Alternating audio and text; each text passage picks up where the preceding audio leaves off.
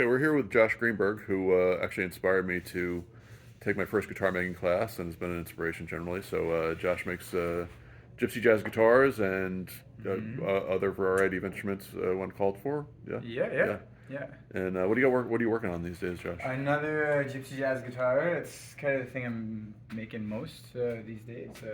Occasional classical thing or oud top or whatever. But yeah, right now I have a Clare walnut rim Uh huh. put together. Just see, I got the structured sides. Yeah, talk about the structured size there for a minute. It's a thing that I mean now you see it in like the rough form, but it's a thing that was developed a while ago, and a lot of the guys in the shop use. It makes it for a really rigid frame. You're putting a lot of force on there, right? And you can put it on the sides too. Yeah, Yeah, you could yeah, basically like jump on top of it. No, yeah. not quite. But yeah, it makes for a really rigid rim, and then also have a pretty stiff back as well. So then that means the only thing that's like kind of loose and is moving a lot is the top, which Yeah.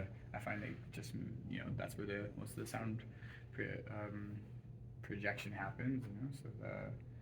So yeah, I think it makes for a very powerful guitar, a very loud thing. And Cool. And talk so about you do the pliage, which is traditional on Selmer guitars, and exactly, yeah. a lot of people So don't, including myself, don't do it. Can you talk about what that is? yeah, you like traditionally the pliage is bent before the top is joined. Yeah.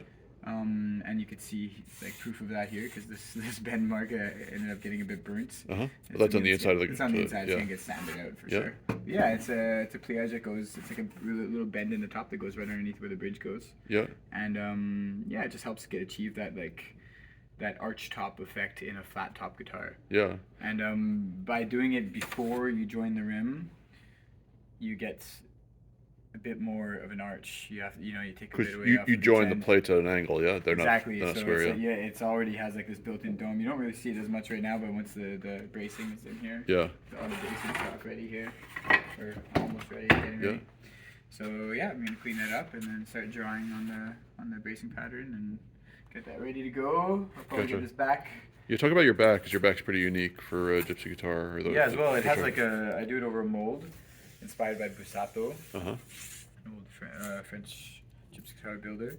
And but I press it with 5 layers. Were the Bussatos- one hardwood outside, and then 3 veneer, and Nomex in the center. And what's that Nomex stuff? What is it? It's just like kind of a honeycomb wood product Uh huh. that weighs essentially nothing and adds a lot of rigidity to a structure. So it adds no mass but lots of strength. So you don't I you don't brace the back, right? no bracing. Uh-huh. Yeah, and it ends up being very stiff, very loud. Did So it's a bit Bussato, purely reflective. Brace the back? I don't know. Sometimes, and sometimes I've seen one Bussato with really thin back. Uh huh. And you could almost like press it in like it was like dome like this. You could go innie outie. Oh, really? Yeah, it was so thin. With braces or no, No braces? braces. Uh huh. Yeah, it was almost like a skin. Uh-huh. And it was an interesting sounding guitar. It wasn't super loud, but it was nice. Cool. Yeah. Cool.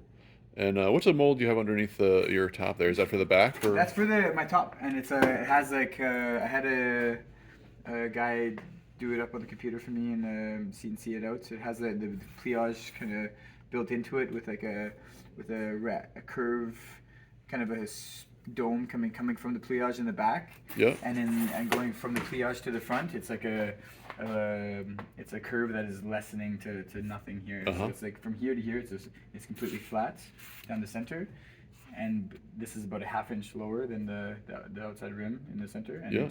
the curve just gets smaller and smaller and smaller until here. Gotcha. Good, yeah.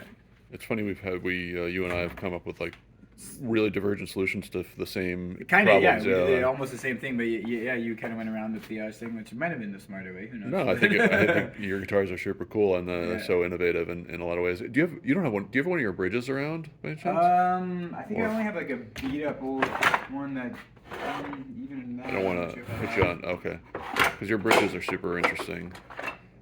No. No, okay. You want to talk about your bridge a little bit, at least? Yeah, like I like to make I go for like a ultra lightweight bridge technique, which some people like, some people feel like a bit more mass is good, but Uh-huh. I like to go for like the minimum mass. So and my bridge is big. It's an inch tall, Yeah. which is almost like twice as tall as Selmer. as the typical one. Uh-huh. Not quite twice as tall, but yeah.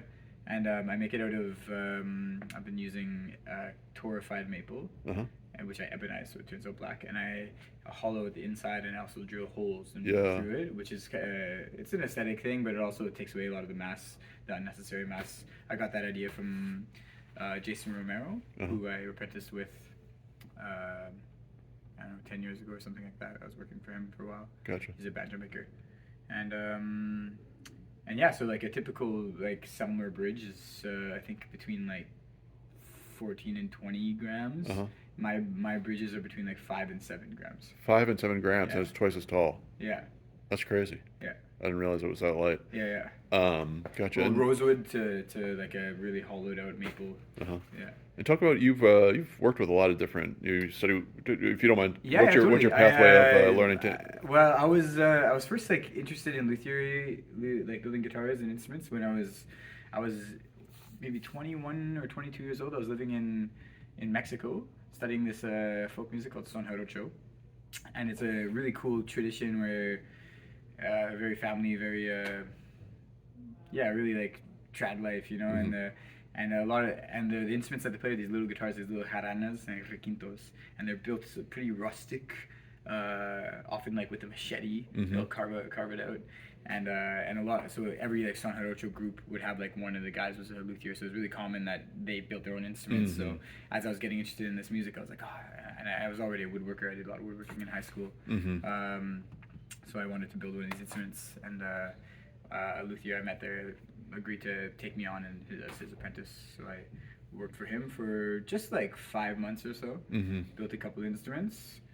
Then after that, I was playing a lot of banjo in the years after that, and so I ended up working for this Jason Romero banjo maker here in BC. Did that for a while, and then started to get interested in guitars, and took a guitar building course, like a 6-week course in the West Coast with this guy named Daniel Richter. And that was like I think it was like a 7-week course to build one acoustic guitar. So that was my first acoustic guitar. And then I was getting really interested in gypsy jazz. So it's always been the music that's kind of taken me Totally. to the instruments. So it's the music first and then the instruments. And it was part of why I came to Montreal is because Martin Tremblay agreed to take me on as an apprentice. And I'm super grateful because he taught me so much, and my guitars wouldn't be what they are without him for sure. So I worked for him for probably 5 months again. It's just a bit of a pattern. And then a spot opened up in this shop, and it's been about 6 years I've worked here. I feel like you're missing somebody though. Oh, of course, there's Sergei Dejonge. Yeah. Like once I was here after. Oh, was that after you came to Miles End? After I came to. No, it was just before I came into the Mile End. I was working for Martin Tremblay, and I'm like, I'm gonna do this course with Sergei, and Sergei was awesome too. And it was a similar thing to what Daniel Richter did in BC.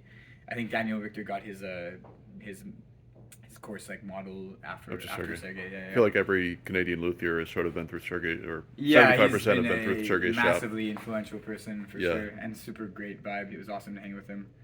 So I feel lucky to have had like many different teachers in this tradition. Never like a formal education in it, but very like old school, like one-on-one master to apprentice kind and of. You've had I can see that all your little influences or big influences come out through like your bridge is coming from Romero. Yeah. There's things I learned from each one of those guys along the way, and I'm really grateful for that. And then also from everyone in this shop too. It's cool being in the shop for 6 years. With 9 other master builders. It's incredible to soak up knowledge from them. Particularly Jeremy. I've learned a lot from him. Yeah. At 52 Instrument Company. Yeah, you talk a little bit about Jeremy. Well, he's just a constant innovator. He's a mad scientist, the genius. He's up at 4 a.m. doing qigong every morning. He makes everything himself. Makes his own shoes. Makes his own ice cream. Makes his own yogurt. Like gardens on his rooftop. He's just like a do-it-all. The constant seeker of knowledge, And it's always down to share his knowledge too. You turned me on to Jeremy, and I've learned. He's become very influential, even though I'm not 5 hours away, but I think about everybody in the shop a lot, what you guys are doing, but Yeah. it's been all inspirational. You're like such a inspiring musician too, as well as making instruments, but can you talk a little bit about the music you're playing? And also you talked about a Yeah. new instrument you're thinking about. You were telling me about an Yeah, instrument you're yeah, thinking about making. yeah. Well, music is always, like I say, it's the thing that kind of led me to the guitar building in the first place, and which is, I guess everyone knows, but guitar building remains. I love it, and I'm sure I'm gonna be doing it until I die at my bench when I'm 85 or whatever. But it's always gonna be second to music for me. Mm-hmm. Like, music is what I'm doing with my life, and every morning I wake up and I do music, and I have multiple projects. They're always changing, and right now I'm mostly an oud player. I'm not barely touching the guitar these days. I got into oud because of Greek music, which I was playing Greek music on guitar, and then I got a bouzouki. I was playing bouzouki for a while, and then this is like the old rebetiko stuff. Mm-hmm. And but then the more deep I went into it, I saw like the older Greek rebetiko, which is more from like Istanbul, so it's more oud. So then I got into the oud playing, and then that brought me into like all the Ottoman repertoire and Arabic repertoire, and now I'm interested in like Iranian stuff and like this whole part of the world, the whole Levant, and yeah, anywhere where the Ottomans touched, basically, which is a lot, and yeah, that's what I've been doing mostly these days. And what's that instrument you're talking about? You're telling me about an instrument. Well, because I really is that a secret or? It's a bit of a whatever. Is there secrets anymore? I don't know. I don't know. I could tell it, and I'm not afraid that anyone will steal the idea, because I don't think anyone's really gonna want this idea except for me. It's because I really love the sounds of my Gypsy Jazz guitars. I love like my particular sound.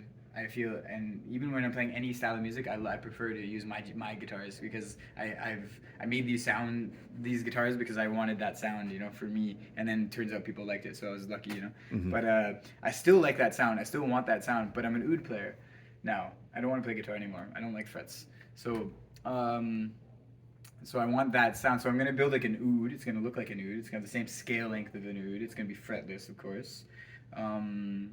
But it's going to be designed with the pliage, with a top like this, braced very similar to my Gypsy Jazz guitars, with a floating bridge, the same bridge, with the tailpiece, with the 6 Gypsy Jazz strings, like probably Argentines or something. Yeah. So it's going to have like this Gypsy Jazz metallic string sound. Yeah. But and you said fretless.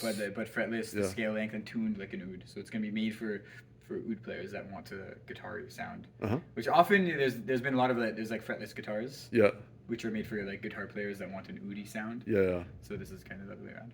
Yeah, I feel like the Selmer design is never been explored really, as far as people like not being in Gypsy Jazz, but it's true. I think it's really like they're interesting instruments on their own. Like it's sort of like a semi arch top, and like it has application. Like it could be cool for other music. It's really cool that you're like thinking about taking it somewhere else. Yeah, I guess it's like it's pretty like simple design. It's like ladder braced, floating bridge. The pliage kind of adds a little thing. Very efficient, logical way to build an instrument. Like a banjo is that. It's floating bridge. It obviously doesn't have the ladder brace, but there's a lot of like folk instruments that have this like similar formula. Bouzouki's like that. Yeah. Yeah. Cool, Josh. Thanks for talking, and thanks for the inspiration. I really appreciate it. Thank you, Paul. Yep.